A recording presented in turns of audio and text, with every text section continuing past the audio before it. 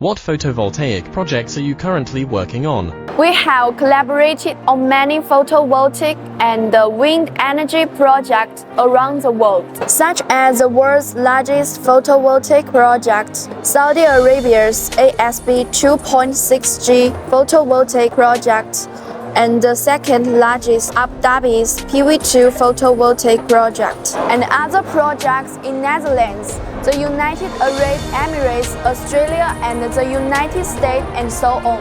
What is the difference between solar UPVC conduit fittings and normal UPVC conduit fittings?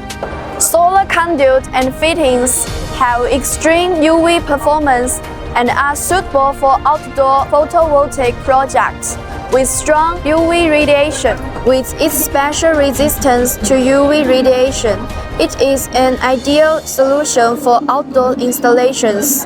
Their high impact strengths, better for high temperature environments such as civil engineering, outdoor photovoltaic, wind power, and so on.